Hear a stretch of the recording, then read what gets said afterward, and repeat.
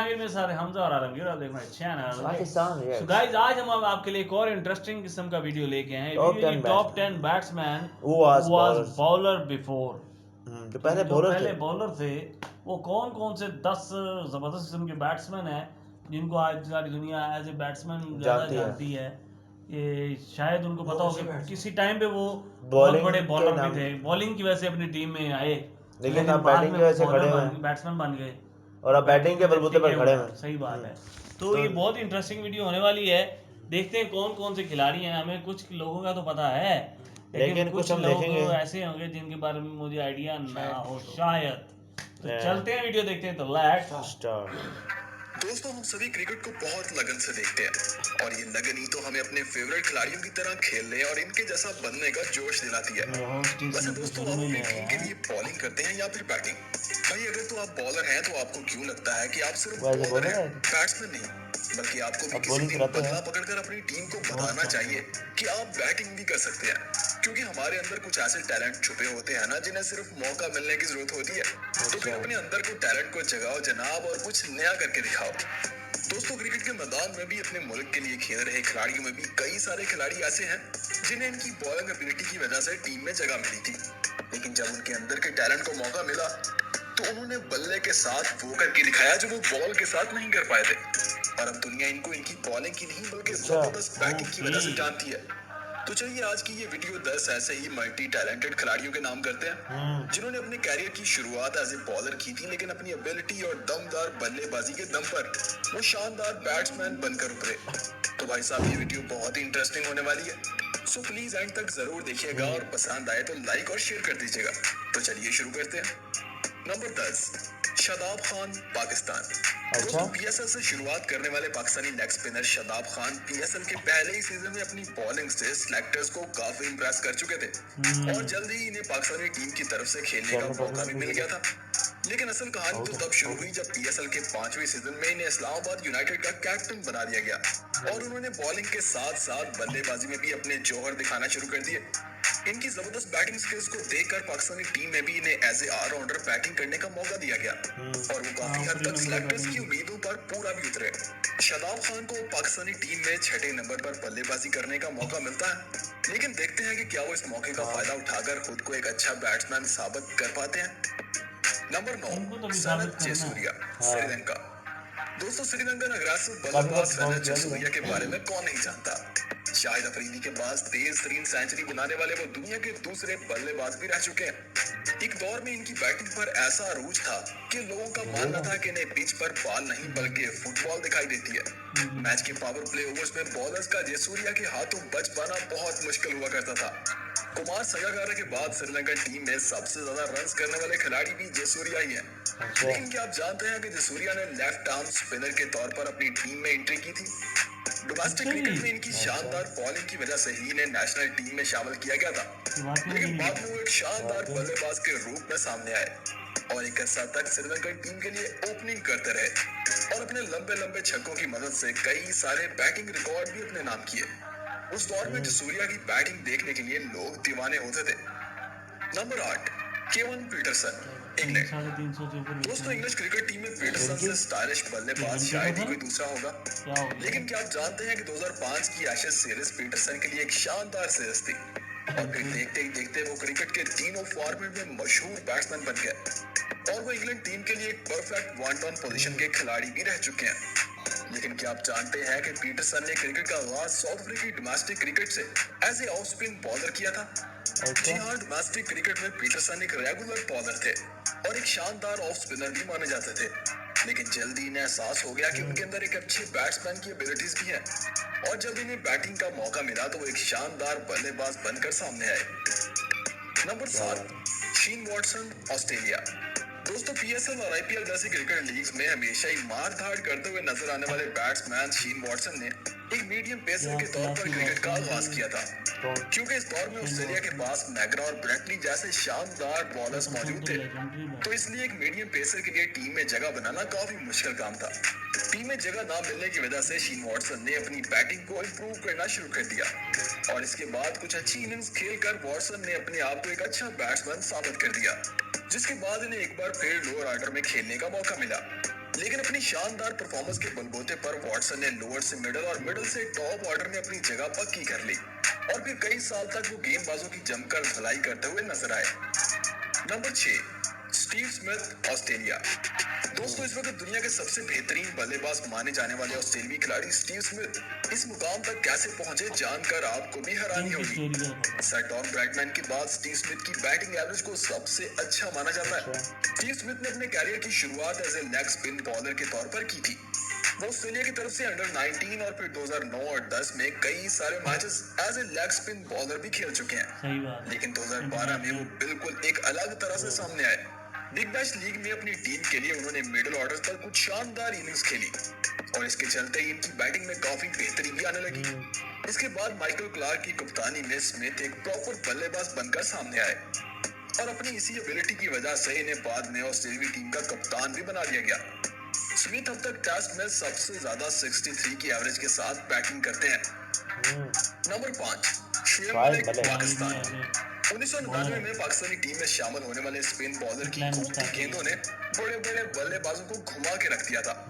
शुएब मलिक ने as a spin bowler जल्द ही team में अपनी जगह पक्की कर ली थी, लेकिन इस वक्त पाकिस्तानी टीम में स्कलैन मुश्ताक की बॉलिंग के चर्चे थे और शाहिद अफरीदी भी स्पिन बॉलर के तौर पर टीम में शामिल थे। इसी वजह से शुएब की टीम में जगह बने रहना मुश्किल लग रहा था, तो शुएब ने अपनी बॉलिंग के साथ साथ बल्लेबाजी पर भी काम करना शुरू किया और कुछ ही अरसे में वो अपनी परफॉर्मेंस से टीम में एज ए बैटिंग ऑलराउंडर खेलने लगे। शुएब ने कई बार अपनी शानदार बैटिंग के दम पर टीम को जीत भी दिलवाई। अपनी इसी शानदार परफॉर्मेंस की वजह से इन्हें एक वक्त पाकिस्तानी टीम का कप्तान भी बना दिया गया था। नंबर 4, शॉन पॉलिंग, साउथ अफ्रीका। दोस्तों, एक लंबे अरसे तक क्रिकेट की दुनिया पर राज करने वाले साउथ अफ्रीकी शानदार बॉलर शॉन पॉलिंग को तो आप जानते ही होंगे। भाई, इस दौर में वो दुनिया के नंबर 1 बॉलर थे और इनकी स्विंग डिलीवरीज के सामने कोई भी बैट्समैन टिक नहीं पाता था। शॉन पॉलिंग की डोमेस्टिक में शानदार परफॉर्मेंस पर इन्हें नेशनल टीम में एज ए बॉलर शामिल किया गया था, मगर जब पहले ही मैच में इनकी टीम काफी मुश्किल सूरत-ए-हाल से गुजर रही थी, तो पॉलिक ने बल्ले से वो कर दिखाया जो इनकी टीम की अच्छे बैट्समैन नहीं कर पाए थे। पॉलिक ने अपने डेब्यू मैच में ही इंग्लैंड के खिलाफ 66 रन की एक शानदार इनिंग खेली थी और इसके बाद इन्हें कभी भी किसी बैट्समैन से कम नहीं समझा गया, बल्कि अपने कैरियर के कुछ आखिरी मैचेस तो वो एज ए बैट्समैन ही खेल चुके हैं। वो अपने कैरियर में 3 सेंचुरीज और 30 बार 50 स्कोर भी कर चुके हैं। Number 3, Cameron white, Australia. दोस्तों, ऑस्ट्रेलियाई खिलाड़ी कैमरॉन वाइट को 2008 में वेस्ट इंडीज के खिलाफ एक सीरीज में एज ए बॉलर शामिल किया गया था, मगर इन्हें पूरी सीरीज में एक भी मैच खेलने का मौका नहीं मिला था। इसके बाद इन्हें इंडिया के खिलाफ डेब्यू करने का मौका मिला और इन्होंने 4 मैचेस में 5 विकेट्स हासिल किए। खैर, इसके बाद दोबारा इन्हें टीम से ड्रॉप कर दिया गया, लेकिन कुछ ही अर्सा बाद वो दोबारा सिलेक्टर्स की नजर में आ गए, लेकिन इस बार वो अपनी बॉलिंग नहीं बल्कि बैटिंग की वजह से सिलेक्ट हुए थे। वो अपनी शानदार बैटिंग की वजह से ऑस्ट्रेलियाई टीम की ओडीआई और टी20 टीम में अपनी जगह पक्की करने में कामयाब हो गए थे और अपनी एग्रेसिव बैटिंग के जलवे अब तक टी20 लीग्स में दिखाते हुए नजर आते हैं। Number 2, Rohit Sharma, India. दोस्तों, हिटमैन के नाम से जाने जाने वाले इंडियन बैट्समैन और आईपीएल के सबसे कामयाब कप्तान रोहित शर्मा के नाम से कौन वाकिफ नहीं। रोहित शर्मा अपनी शानदार बैटिंग से कई सारे रिकॉर्ड भी बना चुके हैं, लेकिन क्या आप जानते हैं कि रोहित ने भी अपने कैरियर की शुरुआत एज ए स्पिन बॉलर की थी और वो 7वें नंबर पर बैटिंग करने आते थे। 2007 में आयरलैंड के खिलाफ अपने डेब्यू मैच में रोहित को बैटिंग करने का मौका तक नहीं मिला था, लेकिन कौन जानता था कि ये बंदा इसके बाद आने वाले दौर का हिटमैन कहलवाएगा। 2007 से 2011 तक रोहित स्ट्रगल करते हुए नजर आए और फिर 2011 में अपनी जबरदस्त बैटिंग एबिलिटीज की वजह से वो पहले मिडिल ऑर्डर और फिर टॉप ऑर्डर पर अपनी जगह बनाने में कामयाब हो गए। रोहित इस वक्त 3 बार डबल सेंचुरी करने वाले दुनिया के पहले बल्लेबाज भी हैं। नंबर 1, शाहिद अफरीदी, पाकिस्तान। दोस्तों, 22 साल से ज्यादा क्रिकेट खेलने वाले मशहूर शाहिद अफरीदी ने अपनी बल्लेबाजी से क्रिकेट में एक अलग ही जोश पैदा किया था, लेकिन आप ये जानकर हैरान हो जाएंगे कि शाहिद अफरीदी ने भी अपने कैरियर की शुरुआत एज ए बॉलर की थी। पाकिस्तानी टीम के इस वक्त के अजीम बॉलर स्कलैन मुश्ताक के अनफिट हो जाने पर अफरीदी को इनकी जगह as a spin bowler team में शामिल किया गया था और वो अपने पहले ही मैच में कोई भी विकेट हासिल नहीं कर पाए थे और बैटिंग करने का तो उनको मौका ही नहीं मिला था। लेकिन अगले ही मैच में टीम मैनेजमेंट ने इन्हें ओपनिंग बैटिंग करने भेज दिया और उन्होंने 37 गेंदों पर सेंचुरी बनाकर एक ऐसा रिकॉर्ड बना डाला जो 15 साल तक इनके नाम रहा और इसके बाद अफरीदी अपनी धुआंधार बैटिंग की वजह से मशहूर हो गए। कहते हैं हर इंसान को किस्मत एक मौका जरूर देती है, बस आपको इस मौके का फायदा उठाना आना चाहिए। तो दोस्तों, क्या लगता है कि आपको मिलने वाला मौका भी आएगा या आप फायदा उठा चुके हैं? कमेंट में जरूर बताइएगा। वीडियो पसंद आए तो लाइक कर दीजिएगा और चैनल को सब्सक्राइब करके मेरा मेरा ख्याल है कि अब ये जो रिकॉर्ड बना हुआ है ना एबी का, कोई नहीं तोड़ सकता। नहीं, कोई भी तोड़ सकता है। 28 गेंदों पे सेंचुरी है भाई। 26 में मार दिया। बात ये नहीं हो रही, बात ये है कि वो भी क्या दौर था। 96 की बात हो रही है। 1996 में अगर डबल 100 करना 37 बॉल पे बड़ी बात थी। समझ आ रही है। जहाँ पर 200 या 220 का टारगेट बहुत बड़ा होता है। बहुत मुश्किल टारगेट समझा जाता है कि 220-30 कर लो तो बस बहुत- समझ लो कि बहुत है। बहुत है, अगली टीम को फंसा लेंगे भाई। समझ आ रही है। उस दौर में कि ये ऐसा प्लेयर आया और उसने आकर 37 पे मारा। वो भी ऐसे थे, स्टोरी ये थी कि एज ए स्पिनर थे और नेट्स में ना उनको देखा बैटिंग करते हुए वसीम अकरम ने। तो वसीम अकरम कप्तान थे, उन्होंने देखा छोटा सा लड़का है, छक्के मारी जा रहा है। तो ये टूर्नामेंट हो रहा था तो बिहार में वेस्ट इंडीज में थे, इधर शायद अफरीदी। अच्छा। ठीक है। तो जहाँ भी जो टूर्नामेंट हो रहा था वहीं टोरंटो बनी कहाँ पे, ठीक है, तो करीब यही पढ़ते थे। तो उन्होंने कहा यार ये अंडर 19 टीम का ना खिलाड़ी है वहाँ पे, तो लेग स्पिनर है, अच्छा लेग स्पिनर, उसको ले लेते हैं। अच्छा। तो इस तरीके से वसीम करीब था, चलो इधर से आ जाएगा तो ले लिया। चलो जी, सकलैन अनफिट हो गया तो वो आ जाए, चलो भाई आके खेल ले भाई तू।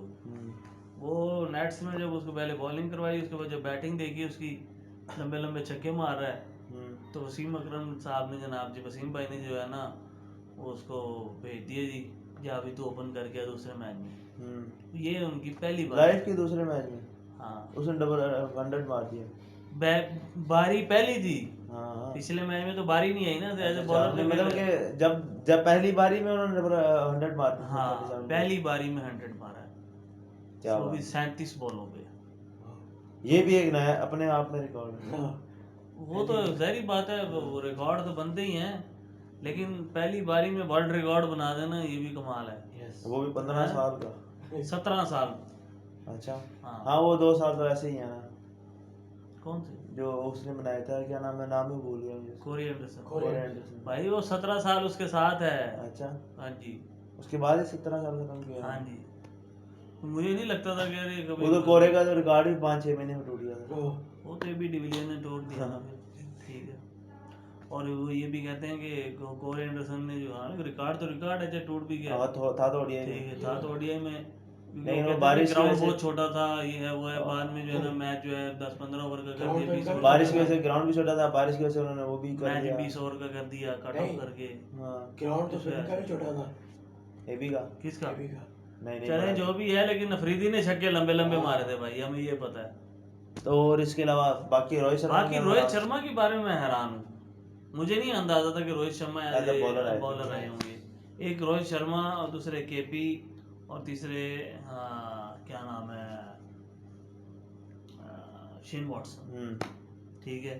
इन तीन के लिए मुझे थोड़ी हैरानगी हुई है, क्योंकि मैं इनको शुरू से ही जो है, शेन वॉटसन को तो शुरू से मुझे पता है कि ऑलराउंडर है। पहले दिन से मुझे पता है कि वो ऑलराउंडर ही आया था। और केपी के बारे में यही पता है कि वो एज ए बैट्समैन था, क्योंकि उसने आते साथ ही इतनी धुआंधार किस्म की बैटिंग की है। ठीक है। 70-80 की तो उसने 2-3 साल तक उसकी बैटिंग एवरेज रही है। अच्छा। वनडे में 70-80 की बैटिंग एवरेज रही है लगातार। ठीक है। जो बंदा हर मैच में, मतलब कि कब नॉट आउट जाना ना, इससे एवरेज उसकी बढ़ती रही है और बड़ा जबरदस्त प्लेयर था, तो इसलिए वो तो पता था कि एज ए बैट्समैन ही आया है। और इसी तरह रोहित शर्मा के बारे में ये कि वो एज ए बैट्समैन थे, बॉलिंग तो बहुत कम ही करते थे, पता है उनके ऑफ स्पिन करते हैं कभी कभार, टेस्ट मैच में कभी कभार, जैसे कभी कभी जो होता नहीं है वो यार चलो सुरेश रैना से करा ली, विकेट नहीं मिल रही तो ठीक है, या वरिंदर सहवाग करा लेते थे, 1-2 ओवर 3 ओवर 4 ओवर निकलवा लिए। तो इस तरह से मुझे पता है ये करते थे, लेकिन ये नहीं पता था कि सिर्फ बॉलर थे। मुझे नहीं लगता कि सिर्फ बॉलर थे। और तीसरा एक और कि शॉन पॉलक जो है, ठीक है, एक ऑलराउंडर थे, लेकिन बॉलिंग ऑलराउंडर थे। अच्छा। वो क्यों वर्ल्ड क्लास किस्म के बॉलर थे, वर्ल्ड क्लास किस्म के। और ये जो शादाब खान है ना, ये भी बॉलिंग ऑलराउंडर है। ये भी मैं इनको शादाब खान को भी एज ए बॉलिंग ऑलराउंडर अभी हमें देर है समझने में कि ये बैटिंग ऑलराउंडर बैटिंग एबिलिटीज जरूर होंगी हैं, लेकिन अभी मनवाना पड़ेगा भाईजान, कुछ बहुत मैचेस देर जितवाने है। पड़ेंगे। ठीक है, बहुत देर है भाई। नवाज यार ये तो इस तरह तो शादाब ने भी बड़े मारे हैं। मसला ये इंटरनेशनल क्रिकेट में आप खेल के दिखाओ ना, फिर सही पता बात लगता है। दिल गुर्दा तो वहाँ पता लगता है ना भाई। सो गाइस, ये था वीडियो। आपको हमारा रिएक्शन कैसे लगा आप जरूर बताना। जाने से पहले हम आपसे यही मिलते हैं। Thank you for watching Pakistan.